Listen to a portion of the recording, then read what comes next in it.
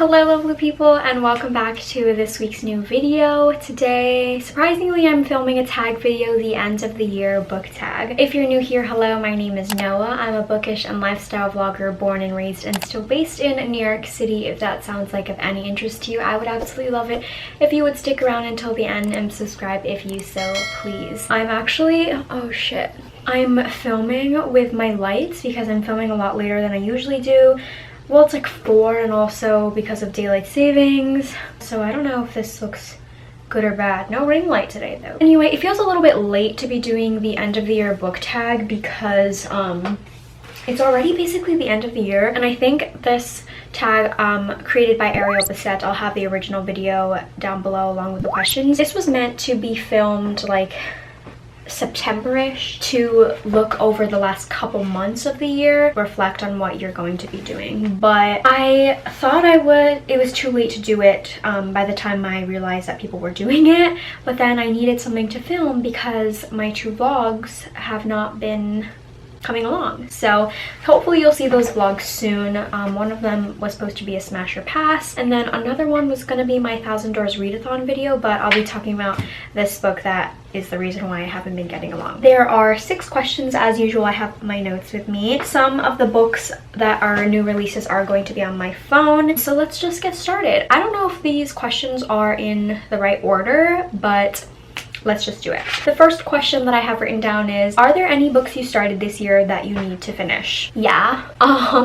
One of them is actually a book that I started last year and haven't gone to at all. I'm considering DNFing it for 2019 and then starting fresh, but I feel like I might end up reading it fresh in 2021, and that's The Goldfinch by Donna Tartt. And I read 210 pages last year. I have a couple vlogs of me reading it, and then it just was going really slowly. It smells amazing, but it was going really slowly and I was bored with it, which was disappointing because I really enjoyed The Secret History, and then I went out to buy this one from her. And then the other super thick book right here that I started for the 1,000 Doors readathon at the beginning of the month actually is A Feast for Crows by George R.R. Martin. This is the 4th book in the A Song of Ice and Fire, aka Game of Thrones book series. It is a book that was also in my 5-star predictions video that I would like to look over and talk about in January, so it's a book that I need to finish for that as well. Hopefully I can finish it before the last week of the month, otherwise I won't be able to complete 1,000 Doors readathon. This is the second prompt and I'm 230 pages in. It's dense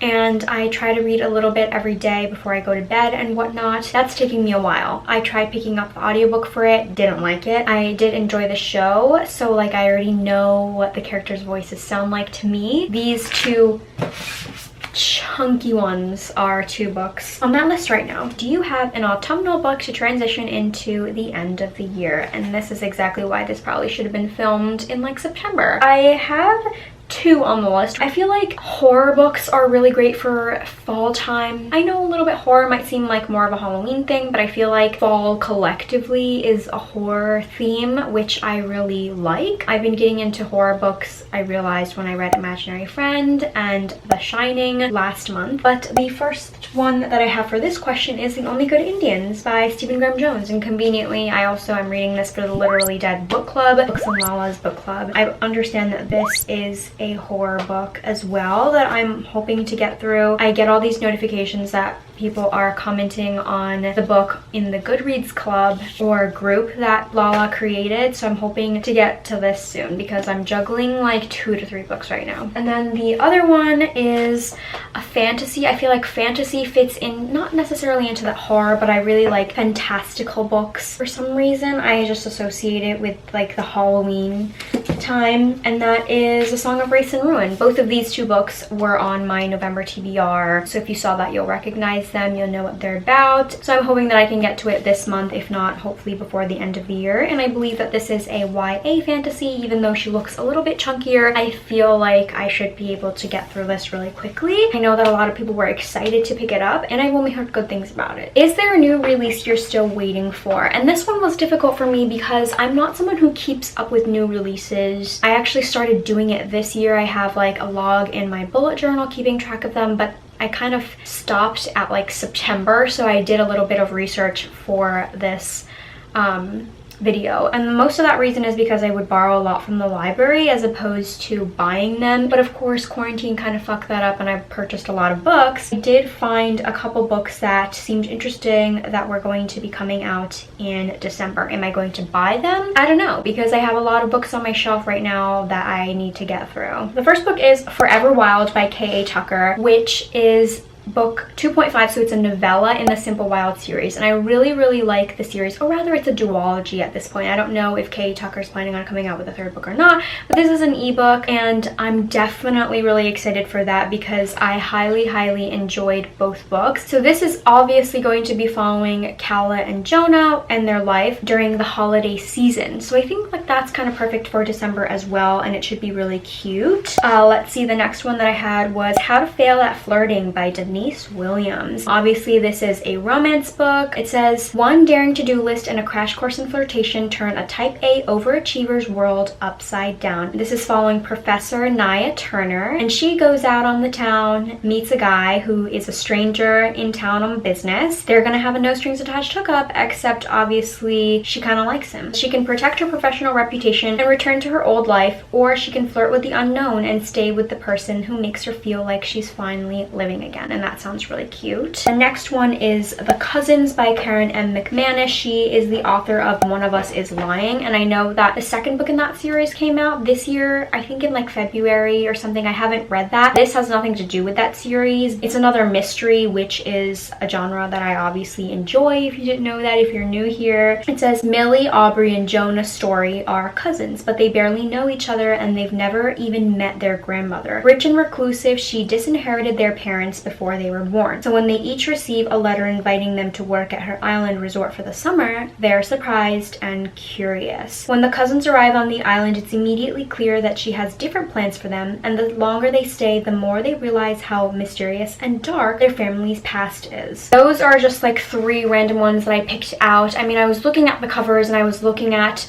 covers that interested me and obviously authors that I recognized. If there are any that you might recognize that you're excited for, let me know. Or any holiday ones, regardless of whether or not it's coming out this year, I want to know, because we all can get jolly soon. What are 3 books you want to read before the end of the year? Actually 4 for this. 3 books are books that were on my 2020 TBR that I have not yet gotten to. This is The Giver of Stars by Jojo Moyes, and this was my November 2019 book of the month pick. I picked 3 books out for this and I have yet to get to it. Love Jojo Moyes. I've read every single book by her except for this one, and I believe this one is also historical fiction following women who are a part of Eleanor Roosevelt's new traveling library. The next one that I have for that that I don't own, I'm on hold for it from the library. I hope it comes. I know it's a really popular one, but it's Heartstopper by Alice Oseman, and it's a graphic novel, so I think the only issue is like waiting for it to come from the library in time. That was also a book on my not on my 2020 TBR. It was on my 5-star predictions list that I was hoping to get through all of those this year. The other book on that 5-star predictions was Sharp Objects. I totally lied about my 2020 TBR. It's just that one. I apparently read this in 2015, but I have like no idea what it's about, but I did enjoy Gone Girl, and this is of course again a genre that I enjoy, so this should be really good. Camille is investigating the death of 2 little girls in her hometown, so she returns to her hometown and stays in her childhood home with family that she's actually not really close with at all. As clues turn into dead ends, Camille finds herself identifying with the young victims and realizes she will have to unravel the puzzle of her own past if she's to survive this homecoming. I feel like this is something that if I really got into it, I could just read it in one sitting. And then I think the 4th book for this, is my book of the month for November. If I could get to it in November, that would be great. I feel like this is a good holiday book. The title is This Time Next Year by Sophie Cousins. This premise reminded me a lot of One Day in December, which is a book that I really enjoyed reading last year, and I cried a lot reading it and I loved it. It's about, you know, 2 people who might actually are meant to be. They keep bumping into each other. They're from really different worlds. They're like born in the same hospital on the same day. It's just all very strange. There might be such thing as, you know, meant to be, soulmates, things like that. This sounds really, really adorable, perfect, like I was talking about for the holiday season. Is there a book you think could still shock you and become your favorite book of the year? I have a bunch. I'm not sure if these would be shockers because these are all books that I'm excited for. Maybe I shouldn't be excited about them because then I'll just be extra disappointed. Oh, this is also a book that I didn't add in my notes, but I realized while I was going through my bookshelf. It's a book that I want to get to before the end of the year as well. Not necessarily that I have to and that I'm not going to read anything, any nonfiction or books on how to be anti-racist and things for my own research next year, but I did buy this and I had hoped to read it in September and then fell into a reading slump. This is How to Be an Anti-Racist by Ibram X. Kendi, and I definitely will want to be taking notes in this. If you have any other book recommendations regarding anti-racism, I read The New Jim Crow by Michelle Alexander, I think, and I really enjoyed that. I took notes. There are a bunch of sticky tabs on it. I only annotate my nonfiction books where I feel like I really want to get something out of it. I read Between the World and Me. I really enjoyed that. I listened to it via audio and I recommend it to like everyone. Listening to it on audio just felt like sitting in a college lecture that you actually really wanted to be there for and you were so interested in the subject, and just hearing the author narrate it himself made it seem more personal, and I really enjoyed that experience. So I'm hoping that this will give me a lot of insight and I could learn a lot from this. There are people who reviewed it, so I guess I could look into these books as well. Anyway, getting back into books that might shock me and become 5 stars or favorites is Little Women. I love this edition because it looks like the edition that was in the movie. It has photos from the film. I really loved this one, the Greta Gerwig one. My family and I went to go see it on Christmas. I just love this edition. If it becomes a favorite, I might end up buying multiple copies because I've always seen Little Women around in the bookstores and I loved all of the different editions. My sister has a different one as well. I have read this, not completed it, a bunch of times in like, I think middle school, and I would borrow it out from the library, renew it multiple times, but I could never finish it because the book was so very chunky. So I'm hoping that I could read this. I feel like this is a good book to read in December as well. I haven't seen the other movie versions. I want to watch the one with Winona Ryder, but so far I really do love the Greta Gerwig one, the one that came out last year. I don't know if the Smasher Pass is going to go up in December or in January, depending on when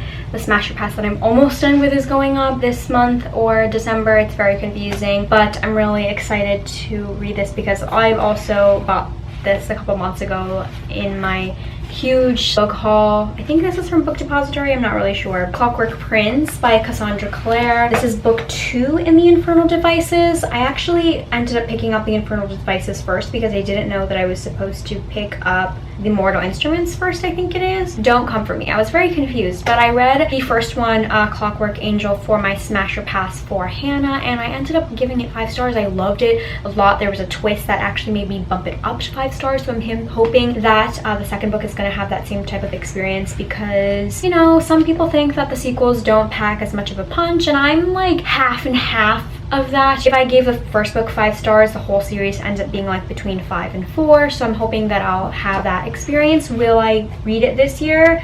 I have a lot that I want to read, so I'm not really sure yet, but I hopefully I do. I'm like debating whether or not I want to save Mortal Instruments for a Smasher Pass video for Emma Books, because that would be great, but that would mean like, should I hold off on reading this book? I'm not really sure, but Emma Books is someone that I do want to do a Smasher Pass for. Let me know if you have anyone that you want me to try doing. If you don't know what Smasher Pass is, even though I've mentioned it so many times, it's a series on my channel where I read YouTubers' favorite books. How original, I know. But I feel like it's also a really great way to get to know another person, and although I've been subscribed to Emma for a while, if you have anyone that you think that I should be subscribed to and read their favorites, let me know. The last book for this one, The Family Upstairs by Lisa Jewell. This was also a November pick. I picked 3 for November for book of the month. It was this one, The Giver of Stars, and then Ninth House, which I just finished like 2 days ago. Again, right up my alley. It's mystery. This young woman on her 25th birthday receives like